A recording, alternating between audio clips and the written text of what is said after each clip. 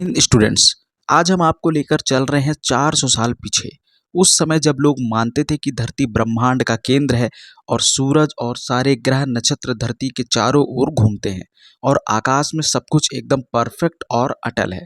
कोई भी इसे चुनौती नहीं दे सकता था क्योंकि यह बातें धार्मिक ग्रंथों और चर्च की शिक्षाओं से जुड़ी हुई थी।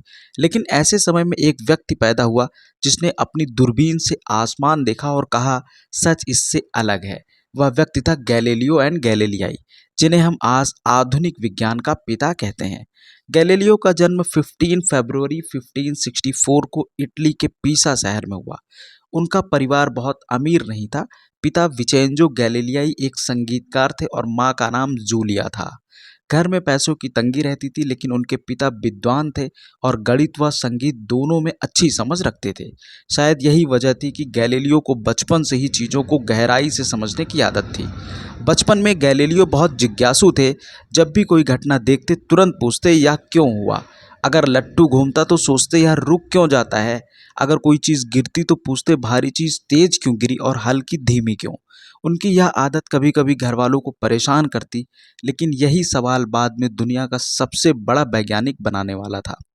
1581 में गैलीलियो को पढ़ाई के लिए पीसा विश्वविद्यालय भेजा गया। यहाँ उनका दाखिला मेडिसिन में हुआ था, यानी उन्हें डॉक्टर बनना था। लेकिन डॉक्टर बनने की पढ़ाई उनके स्वभाव के खिलाफ थी। उन्हें बीमारियों की बजाय यह जानने में मजा आता था कि प्रकृति कैसे काम करती है। जैसे ही उन्हें गणित की क्लास में जाने का मौका मिला, वो वहीं खो गए। थोड़े समय बाद उन्होंने मेडिकल की पढ़ाई छोड़ दी और गणित और विज्ञान में पूरी तरह डूब गए। एक दिन वे चर्च में प्रार्थना कर रहे थे। अचानक उनकी नज़र ऊपर लटके एक बड़े लैंप पर पड़ी। हवा चलने से वह लैंप झूल रहा था। गैलीलियो ने गौर किया कि चाहे लैंप लंबा झूले या छोटा, उसका झूलने का समय लगभग बराबर है। उन्होंने अपनी नब्ज गिनकर उसका समय नापा। तभी उनके दिमाग में आया, ये तो बहुत काम की चीज़ है। बाद में इसी विचार ने पेंडुलम घड़ी का रास्ता खोला। सोचिए, एक साधारण झूलता हुआ लैंप देखकर उन्होंने समय नापने की नई तकनीकी सोच ली। इसके बाद उन्होंने गिरती हुई वस्तुओं पर प्रयोग किया। उस समय लोग मानते थे कि भारी वस्तु हल्की से तेज गिरती है। गैलीलियो को यह बात अजीब लगी। उन्होंने कहा, यह सच नहीं हो सकता, चलो इसे परखते हैं। कहते हैं कि उन्होंने पीसा की झुकी मीनार से अलग अलग वजन की गेंदें गिराई और देखा कि दोनों लगभग एक साथ जमीन पर पहुंची। इससे उन्होंने साबित कर दिया कि सभी वस्तुएं निर्वात में एक समान गति से गिरती हैं। यह खोज उस समय क्रांतिकारी थी और आगे चलकर न्यूटन के नियमों की नींव बनी। अब आती है उनकी सबसे अद्भुत खोज, दूरबीन। 1609 में गैलीलियो को नीदरलैंड में बनी एक साधारण दूरबीन के बारे में पता चला। उन्होंने सोचा, मैं इससे बेहतर बना सकता हूँ, और उन्होंने खुद कांच घिसकर अपनी दूरबीन तैयार की। जब पहली बार उन्होंने उस दूरबीन से आसमान देखा तो उनकी आंखें चमक उठी। उन्होंने कहा कि चांद एकदम चिकना नहीं है, बल्कि उस पर पहाड़ और गड्ढे हैं। उन्होंने देखा कि बृहस्पति ग्रह के 4 चांद हैं, आईओ, यूरोपा, गैनीमेड एंड सिलेस्टो। इन चांदों को आज भी गैलीलियंस मून कहा जाता है, क्योंकि शुक्र ग्रह के बदलते रूप देखे और सूर्य पर काले धब्बे खोजे। इन सब खोजों से यह साफ हुआ कि आकाश में सब कुछ परफेक्ट और अटल नहीं है, जैसा चर्च कहता था, बल्कि आसमान भी बदलता रहता है और ग्रह नक्षत्रों की अपनी अपनी गति है। अब गैलीलियो को यह समझ आया कि असली सच वही है जिसे कापरनिकस ने सालों पहले कहा था। सूर्य केंद्र में है और पृथ्वी समेत सभी ग्रह उसके चारों ओर घूमते हैं। उन्होंने यह विचार खुलकर लोगों को बताया, लेकिन यही उनकी सबसे बड़ी गलती मानी गई, क्योंकि यह विचार चर्च के खिलाफ था। उस समय चर्च बहुत ताकतवर था। अगर कोई चर्च के खिलाफ बोलता तो उसे अपराधी माना जाता। 1616 में चर्च ने गैलीलियो को चेतावनी दी कि वे सूर्य केंद्रित विचार का प्रचार ना करें। गैलीलियो कुछ समय तक चुप रहे, लेकिन विज्ञान की सच्चाई को कब तक दबाते। 1632 में उन्होंने एक किताब लिखी, dialogue concerning the two chief world system. इस किताब में उन्होंने पृथ्वी केंद्रित और सूर्य केंद्रित दोनों विचारों की तुलना की और साफ कहा कि सूर्य ही ब्रह्मांड का केंद्र है। चर्च इस किताब से भड़क गया। 1633 में गैलीलियो पर मुकदमा चला। उन्हें बुलाया गया और मजबूर किया गया कि वे अपने विचार वापस लें।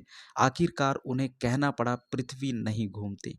लेकिन कहते हैं, अदालत से निकलते वक्त उन्होंने धीरे से कहा, फिर भी यह घूमती है। यह वाक्य आज भी वैज्ञानिक साहस का प्रतीक माना जाता है। मुकदमे के बाद गैलीलियो को सजा मिली, उन्हें जीवन भर के लिए घर में नज़रबंद कर दिया गया। अब वे कहीं जा नहीं सकते थे, किसी से मिल नहीं सकते थे, उनकी आंखों की रोशनी भी धीरे धीरे चली गई। लेकिन सोचिए, इतनी मुश्किलों के बावजूद भी उन्होंने हार नहीं मानी। नज़रबंदी में रहते हुए भी वे विज्ञान पर काम करते रहे। उन्होंने गति और यांत्रिकी पर कई महत्वपूर्ण बातें लिखी, जिनसे आगे न्यूटन ने अपने नियम बनाए। आखिरकार 8 जनवरी 1642 को 77 साल की उम्र में गैलीलियो का निधन हो गया। गैलीलियो की जीवन से हमें कई बातें सीखने को मिलती हैं। पहली बात, सच को साबित करने के लिए साहस चाहिए। गैलीलियो जानते थे कि उनकी बातें चर्च के खिलाफ है, लेकिन उन्होंने सच को दबाया नहीं। दूसरी बात, विज्ञान का मतलब है सवाल पूछना और प्रयोग करके जवाब ढूंढना। गैलीलियो ने हर उस चीज पर सवाल उठाया जिसे लोग आंख बंद करके मानते थे। तीसरी बात, मेहनत और जिज्ञासा से साधारण चीजें भी महान खोज में बदल सकती हैं, जैसे झूलता हुआ लैंप देखकर घड़ी का सिद्धांत या दूरबीन से आकाश की नई दुनिया। इसलिए गैलीलियो को आज फादर ऑफ मॉडर्न साइंस कहा जाता है। उनकी खोजों ने पूरी दुनिया को बदल दिया। उनके बाद न्यूटन और आइंस्टाइन जैसे वैज्ञानिक आए, लेकिन उनकी नींव गैलीलियो ने ही रखी थी। तो स्टूडेंट्स, गैलीलियो की कहानी सिर्फ विज्ञान की नहीं, बल्कि साहस और सच्चाई की भी है।